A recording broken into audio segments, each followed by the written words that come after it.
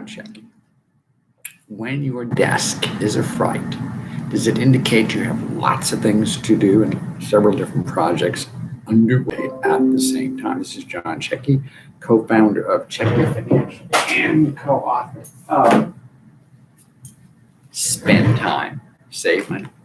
A very exciting book. I hope you get a chance to read it and let us know what you think of it. What does your desk looking a fright have to do with you? Now, it could be that you just need to make some progress to clean off one thing just to get started.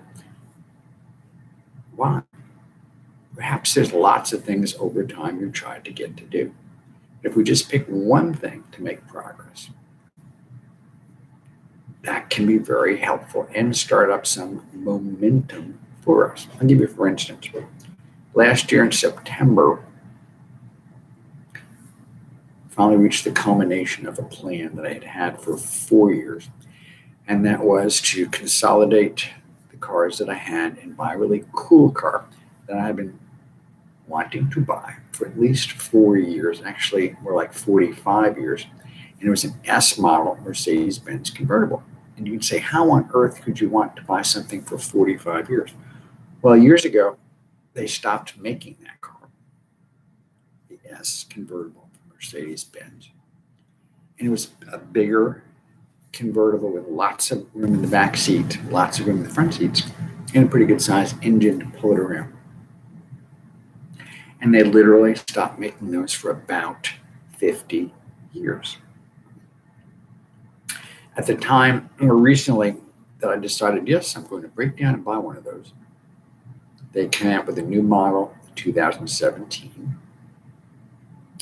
At that time, I think I only had 3 cars in total in our collection, maybe 4. And they were really expensive. And even though I've been saving for many years in a special account strictly for cars, did not have nearly enough money. Plus, personally, and this is again out of the book, we are gigantic fans of not buying new cars. Why is that? In the case of a Mercedes-Benz, it has a bad habit of losing about 20% of the value the first couple of years after you buy it. Let me say that to you slowly. Let's imagine something has a list price of about $150,000, not exaggerating. And it goes down 20% in 1 year. Now, if you can do math in your head, and yes, we can still do math in our head, that's a $30,000, what the heck was I thinking, loss in value. And that is not the way to spend time and save money, kids. That's a great way to get and stay broke for the rest of your natural life. Not an example we would like to have. Years ago, I thought I was going to buy a 2-seater Mercedes-Benz, a new one. And it cost not quite as much as the other car I just mentioned. And just for fun, I looked up the depreciation of it, meaning if a new one cost this much, it was 2014, if a new one cost this much, how much does a 1-year-old one cost? And the answer was $20,000 less than the new one. And I thought, well, how much a 2-year-old would cost? And the answer was about $40,000 less than a new one. And I thought, gee, how about a 3-year-old one? And it was about half of what the brand new one cost. And I did some studying from people who buy cars all the time. And I discovered that that particular brand of car, Mercedes-Benz, has a terrible habit of going down in value, particularly the first couple of years. So back in 2014, I literally bought an 11-year-old Mercedes-Benz for cash, a 2-seater convertible, hardtop, which I loved to death and drove for about 5 or 6 years. In fact, drove it for 6 years, no kidding, 6.5 years. Really enjoyed that car. Bought it for about $20,000, sold it for $10,000 when I was finished with it.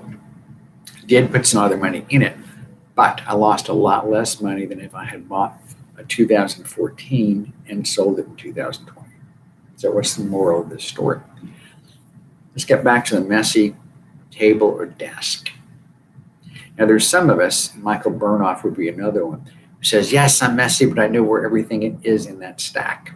That is technically true with me too, but we're trying to turn over a new leaf. So I'm going on record as saying by the end of today, I'm going to be sure and have that table totally cleaned off and properly filed. And the dangling participles finished up. Now, some of you have noticed some flare up in various markets. And a friend of ours who actually manages some money with us said that what's happening is there are folks who are specializing in going after stocks that have been shorted. And one is very famous called GameStop. I have no idea what they do, but I'm told by somebody that they have 5,000 stores.